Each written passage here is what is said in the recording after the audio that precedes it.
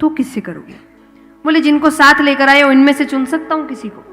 भगवान के ठीक है, तो उन्होंने भीम को। अब उनका जवाब सुनिए। वो कहे कि मुझे तुम में से कोई भी मेरे सामने खड़े रहने लायक नहीं लगता। भीम थोड़ा शक्तिशाली है तो मेरे सामने खड़े रह सकता है। भगवान के चलो अच्छी बात है, मैं तुम्हें मारना भी नहीं चाहता था, क्योंकि जिसे मैं मारता हूं वो मेरे धाम जाता है। भगवान जिसे मारते स्वर्ग भी नहीं, वो भगवान के धाम जाता है। तो मैं तुम्हें अपने धाम भेजना भी नहीं चाहता। युद्ध आरंभ होता है। सूर्यास्त के बाद युद्ध होता नहीं था। 27 दिन तक युद्ध चला।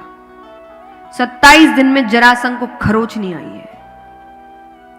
अब इसके पीछे भी एक छोटी सी कथा है। बृहदवीत नामक राजा थे, इनकी 2 रानियां, एक भी संतान नहीं। उनके राज्य में कुछ संत आते हैं तो वो उनकी सेवा करने संतों की कुटिया में ही जाते हैं। उन्हें अपने राज्य ने महल नहीं लेकर आए, कुटिया में गए हैं। कुछ समय तक सेवा की। अब वो जब जाने लगे तो संतों ने कहा बोलो कुछ चाहिए, तो उसने कहा संतान नहीं है। संतों को नहीं पता इसकी 2 रानियां हैं। उन्होंने एक फल दिया, दोनों रानियों ने आधे आधे फल खाए। 9 महीने बाद दोनों को बालक हुआ, मृत बालक हुआ। एक हिस्सा एक को हुआ और एक हिस्सा। अब राजा डर गए तो उन्होंने रातों रात वो दोनों हिस्से जंगल में फेंक दिए। जंगल में एक मायावी राक्षसी है जिसका नाम है जरा।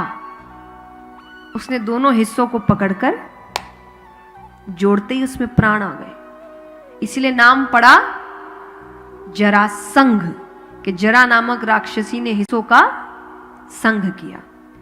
तो बीच का हिस्सा कमजोर है, बाकी उसको कहीं कुछ भी करो उसे कुछ नहीं होने वाला। तो 28वें दिन युद्ध में जाने से पहले भगवान ने, जल्दबाजी में भीम भाग रहे, भगवान ने कहा मुझ पे नजर रखना, कुछ इशारे करूंगा मैं, ठीक है। अब वो जाते हैं, भीम भूल गए। अब सूर्यास्त होने वाला है तो भगवान उनका ध्यान अपनी ओर आकर्षित कर रहे हैं। भगवान ने जोर से आवाज लगाई, अहो भीम क्या दाव खेला है। भीम का ये दाव तो भगवान पहले भी देख चुके हैं, इतनी तारीफ तो कभी नहीं की। फिर याद आता है अपनी ओर देखने को कहा था। भीम ने भगवान की ओर देखा, भगवान ने एक टहनी उठाई, उसको बीच से पकड़कर चीर दिया। भीम तुरंत मुंह घुमाते हैं, जरासंध के पैरों को पकड़ते हैं और दोनों पैरों को पकड़कर फिर जुड़ गए। भीम फिर भगवान की ओर देखे, भगवान के पहले ही पूरा देख लो। भगवान का कार्य खत्म नहीं हुआ था, उसने तुरंत मुंह घुमा लिया।